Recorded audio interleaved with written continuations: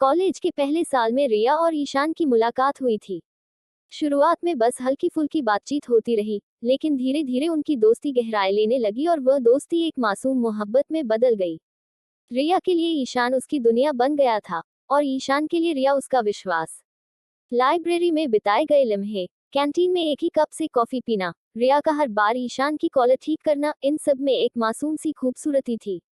रिया अक्सर कहा करती थी कि जब ईशान उसकी आंखों में देखता है, तो उसे लगता है मानो वो किसी दूसरी दुनिया में चली गई हो। और ईशान हर बार मुस्कुराते हुए कहता कि जब वो रिया को छूता है, तो उसे ऐसा लगता है जैसे उसकी अपनी दुनिया मिल गई हो। उनके बीच प्यार था, अंतरंगता थी, लेकिन एक मर्यादा भी थी। एक सीमित सौम्यता, जो उन्हें खूबसूरत बनाती थी। तीसरे सेमेस्टर में क्रिया कॉलेज में आई थी, दिल्ली से ट्रांसफर होकर। खुले बाल, चटक लिपस्टिक और बैकलेस टॉप में जब वो पहली बार कैंपस में आई, तो सभी की नजरें रुक गई थी। ईशान की भी। पहली बार नजर पड़ते ही क्रिया ने ईशान की ओर देखा और कहा कि वो शांत दिखता है, लेकिन उसकी आंखें बहुत कुछ कहती हैं। धीरे धीरे उनकी दोस्ती बढ़ने लगी, और फिर दोस्ती ने एक नया रंग ले लिया। एक शाम, जब रिया अपने घर गई हुई थी और पार्टी के बाद क्रिया और ईशान अकेले उसके फ्लैट में रह गए, तब क्रिया ने अपने दिल की बात कह दी। उसने कहा कि जब वो ईशान को देखती है, तो उसका मन करता है कि उसे छू ले।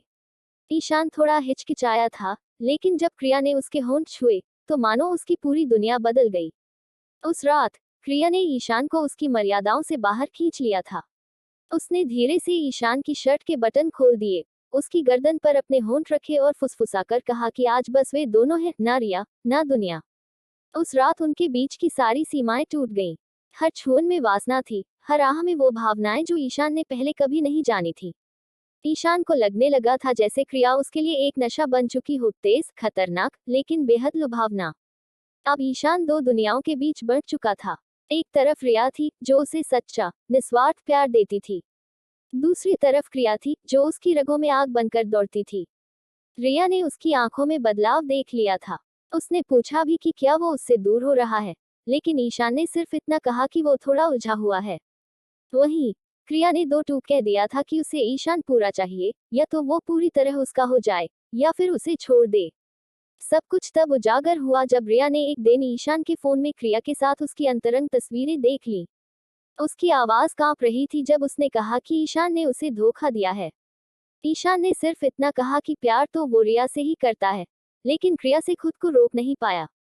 रिया रोते हुए चली गई, और जाते जाते उसने बस इतना कहा कि अब वो उसी आग में जले, जो उसने खुद जलाई थी। रिया चली गई थी, क्रिया भी टूट चुकी थी। उसने कहा था कि उसने ईशान को चाहा, लेकिन ईशान कभी किसी का हो ही नहीं पाया। वो कॉलेज छोड़ गई, रिया ने उसे हर जगह से ब्लॉक कर दिया। ईशान के हिस्से अब बस खामोशी बची थी। 3 साल बीत चुके थे। अब ईशान एक इंजीनियर बन चुका था, शहर से दूर एक नई जिंदगी जी रहा था। एक शाम, वह एक आर्ट एग्जीबिशन में गया। वहां एक पेंटिंग ने उसका ध्यान खींचा, नाम था trapped between two skins. Painting में एक लड़का था, जिसके दोनों ओर दो औरतें थीं, एक आंखें बंद किए प्यार बांट रही थी, दूसरी होठों से आग लगा रही थी। नीचे साइन था, प्रिया सेन। वहीं पास में खुद क्रिया खड़ी थी। उसने बस एक नजर डाली और कहा कि ईशान की आंखों में अब भी वही बेचैनी है। तभी पीछे से एक जानी पहचानी आवाज आई, ईशान। वो पलटा, तो देखा प्रिया खड़ी थी, आंखों में वही सुकून लिए।